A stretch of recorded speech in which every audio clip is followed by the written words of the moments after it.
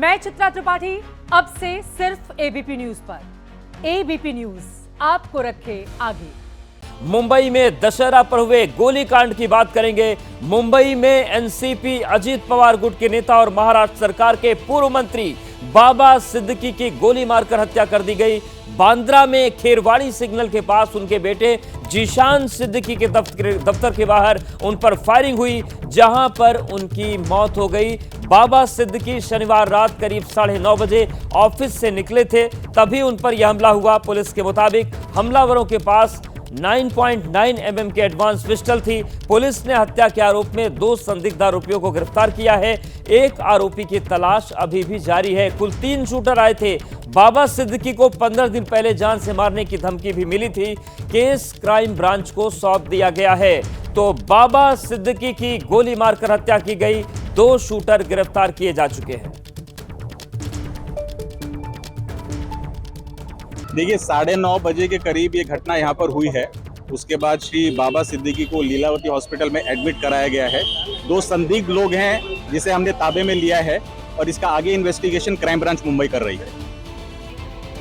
तो गोलीकांड से मुंबई दहल उठी और सबके मन में अब यही सवाल है कि बाबा सिद्दीकी की हत्या के पीछे आखिर कौन है। जिस तरीके से सरेराह बांद्रा के उस इलाके में ये पूरी घटना हुई, जो भीड़ भाड़ वाला इलाका रहता है, और ये जो तमाम तस्वीरें आपको दिख रही हैं, ये बाबा सिद्दीकी की हत्या की जो अलग अलग पहलू हैं उनको दिखाती हैं। बाबा सिद्दीकी की गोली मारकर हत्या की गई। शूटर आए थे, 5 राउंड उन पर फायर हुआ, जिनमें से 3 गोली लगी बाबा सिद्दीकी को, 2 गोली उनके सीने में लगी जो आर पार हो गई, और 1 गोली पैर में लगी, और उसके बाद वहां से शूटर फरार हो गए। हालांकि उन 2 शूटर्स को पकड़ा गया है, अभी एक की तलाश जारी है। और चलिए अब आपको बताते हैं कि पूरा वाकया क्या था और कैसे बाबा सिद्दीकी की हत्या की गई।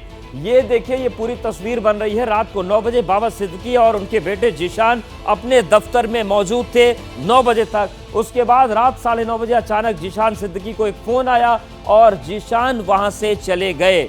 9:35 पर बाबा सिद्दीकी अपने दफ्तर से निकले और दफ्तर से 100 मीटर दूर गाड़ी तक पहुंचे। मिलने जुलने का सिलसिला चल रहा था समर्थकों से। बाबा सिद्दीकी के कार के पास एक बम फटा, लोग समझ नहीं पाए, और उसके बाद बम फटने के साथ ही गोलियां चलने की आवाज हुई।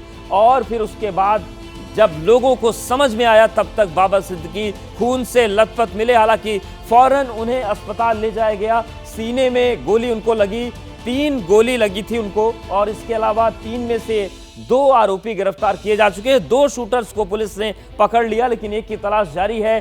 फरार शूटर की तलाश की जा रही है। 2 जो शूटर पकड़े गए हैं वो यूपी और हरियाणा के हैं।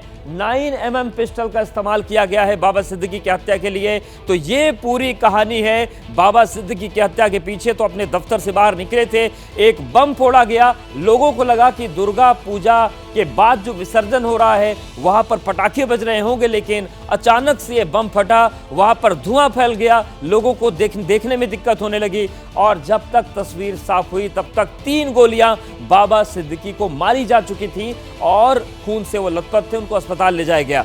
बाबा सिद्दीकी अपने बेटे के दफ्तर से निकलकर अपनी कार के पास जा रहे थे, तभी हमलावरों ने उन्हें निशाना बनाया। मुंबई से हमारे सहयोगी गणेश ठाकुर की यह रिपोर्ट देखिए। ये वही रेंज रोवर कार है जिसमें बाबा सिद्दीकी पर हमला हुआ, और आप यहाँ पर देख सकते हैं ये 1 गोली का निशान यहाँ पर है। और अंदर अगर आप आगे आएंगे, कैमरामैन प्रशांत से कहूंगा कि यहाँ दिखाया, इसी गाड़ी में उनको लाया गया था। अंदर खून के धब्बे भी हैं। इसी गाड़ी में उनको अस्पताल लाया गया, जिससे पहले अस्पताल आने से पहले उनकी मृत्यु हो गई थी, क्योंकि गोली जो है वो सीने से आर पार हुई थी और 3 गोलियां उन्हें लगी थी। 1 सीने से आर पार हुई थी, बाकी 2 वाइटल ऑर्गन्स को टच करके गई थी। यहाँ पर आप देख सकते हैं उनका चश्मा भी यहाँ पर है और पीछे भी खून लगा हुआ है। तो यहाँ इसी गाड़ी में उनको लाया गया था। अब पूरा घटनाक्रम आपको बता देता हूं मैं कि करीब 9 बजे जीशान सिद्दीकी और बाबा सिद्दीकी इसी गाड़ी से वापस जा रहे थे उनके जीशान सिद्दीकी के दफ्तर से। जब वो दोनों गाड़ी में बैठे, उसी समय जीशान सिद्दीकी को एक कॉल आया, और उस कॉल आने के बाद में वो गाड़ी से उतर गए बात करने के लिए। बाबा सिद्दीकी उस समय गाड़ी में बैठ रहे थे।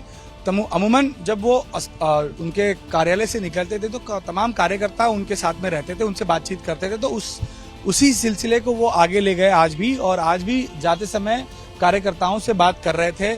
उसी समय गाड़ी के आसपास एक बहुत बड़ा धमाका हुआ। बताया जा रहा है कि धमाका किस चीज का था ये पता नहीं, लेकिन धुआं वहां पर निकला, और धुआं निकलने की वजह से वहां पर लोग समझ नहीं पाए कि आखिर किस का धमाका है और धुआं कहां से आ रहा है। बहुत ज्यादा धुआं हो गया था, लोगों की आंखों में समस्या आ रही थी, गला खराब होने लग गया था, और तभी अचानक 3 राउंड फायर हुए। जब धमाका हुआ तो लोगों को ये लगा कि पास ही में दुर्गा माता का या राम मंदिर था, वहां पे जुलूस जा रहा था, तो शायद पटाखे फोड़े गए होंगे। लेकिन जब धमाका होने के बाद धुआं कम नहीं हो रहा था और 3 राउंड फायरिंग की आवाज आई, तो लोग धुएं के बीच में गाड़ी के पास जाते हुए नजर आए, और 2 राउंड फायर हुए, जिसमें से 2 गोलियां यहाँ पर लगी। तो जब गाड़ी के पास लोग पहुंचे, उनके कार्यकर्ता पहुंचे, तो देखा कि बाबा सिद्दीकी खून में लथपथ थे। उनके साथ एक व्यक्ति था, उसको भी गोली लगी थी, उसको वहां से निकाला गया, और 3 लोग धुएं का सहारा लेते हुए वहां से भागते हुए नजर आए। तो लोगों ने उन्हें पकड़ने की कोशिश की, वहां बहुत हंगामा हुआ, शोर मचाया गया। तो पास ही में आज दशहरा होने की वजह से बंदोबस्त लगाया गया था मुंबई पुलिस की तरफ से। तो मुंबई पुलिस की टीम जो वहां मौजूद थी, उन्होंने देखा कि कुछ हो रहा है, हंगामा हो रहा है, 3 लोगों के पीछे लोग भाग रहे हैं, तो उन तीनों को पकड़ने की कोशिश मुंबई पुलिस की उस टीम ने की। 2 को पकड़ने में वो सफल हुए, तीसरा वहां से भाग निकलने में कामयाब हो गया। 2 शूटर्स, जिसमें से एक का नाम शिवा बताया जा रहा है, दोनों ने जानकारी दी है कि 25 दिन पहले वो मुंबई आए थे, पहली बार मुंबई आए थे, उन्हें लाया गया था